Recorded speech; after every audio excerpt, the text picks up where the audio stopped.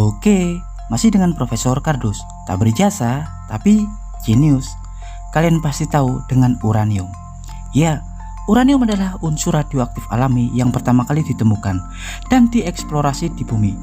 Uranium bernomor atom 92, di mana uranium-238 adalah isotop yang paling stabil dari unsur radioaktif ini. Uranium adalah unsur radioaktif yang terdeposit terbanyak nomor 2 di bumi, setelah thorium. Jumlah uranium di alam tergolong melimpah daripada unsur berat radioaktif lainnya.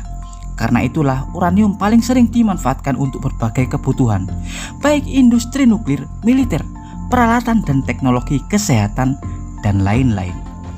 Dalam konten sebelumnya, Profesor Kardus banyak mengulas tentang sifat-sifat, fungsi, kegunaan, sekaligus pengaplikasian sumber daya uranium untuk kebutuhan umat manusia, seperti pemanfaatan sumber energi yang digunakan untuk menghasilkan panas fisi nuklir dalam reaktor pembangkit listrik, bahkan penggunaan uranium HEU atau highly enriched uranium atau uranium yang diperkaya sangat tinggi untuk bahan inti fisil senjata nuklir. Dan kali ini Profesor Kardus akan mengulas tentang deplet uranium atau uranium terdeplesi. Tapi sebelum Profesor Kardus mengulasnya, jangan lupa like dan subscribe di channel Profesor Kardus. Tak berijazah tapi jenius, untuk mendapatkan informasi dan notifikasi-notifikasi terbaru dari sudut-sudut bumi dan sudut-sudut alam semesta lainnya. Deplet uranium atau uranium terdeplesi adalah sebuah kondisi dari sifat fisik uranium di mana konsentrasi kandungan uranium-235 lebih rendah daripada normalnya. Seperti yang kita tahu, hampir seluruh uranium yang ditemukan di alam ini memiliki rasio konsentrasi sekitar 99,3% uranium-238 dan 0,7% uranium-235. Seperti yang kita tahu, uranium-238 adalah bahan fertil yang sulit dibelah oleh neutron, dan uranium-235 adalah bahan fisil yang mudah dipukul oleh neutron. Uranium-235 dalam konsentrasi tinggi umum digunakan sebagai bahan senjata nuklir. Tapi uranium-235 diketahui memiliki sifat yang rapuh, berbeda dengan uranium-238 yang lebih padat dan kokoh. Dan uranium terdeplesi atau deplet uranium adalah uranium yang memiliki konsentrasi uranium-235 di bawah 0,7%, bisa 0,6%, 0,5, 0,4 hingga ke bawah. Jadi seandainya deplet uranium memiliki rasio uranium-235 0,5%, maka pastinya kandungan uranium-238-nya pasti 99,5%.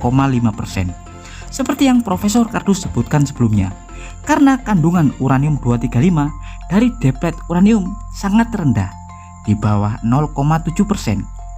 Deplet uranium memiliki keunggulan daripada logam-logam pada umumnya, yakni tingkat kepadatan yang sangat baik dan tinggi, yakni sekitar 19,1 gram per cm kubik atau 68,4% lebih padat daripada timbal pada umumnya yang biasa digunakan pada sebagian besar proyektil atau peluru.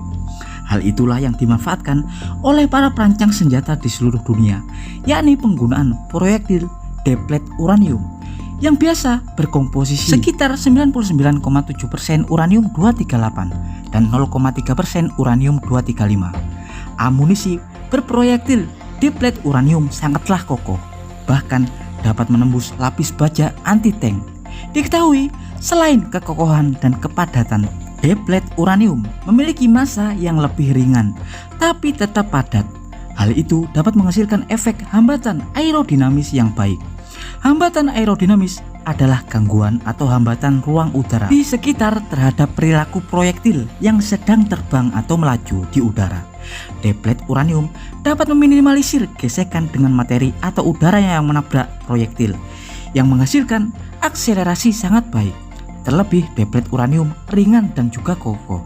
Hal itulah yang kemudian menciptakan daya hantam dan tekanan lebih kuat saat tumbukan. Selain itu, proyektil atau peluru deplet uranium bersifat pembakar karena dapat menjadi piroforik saat menabrak target. Piroforik atau piroforitas berasal dari bahasa Yunani, yakni pembawa api.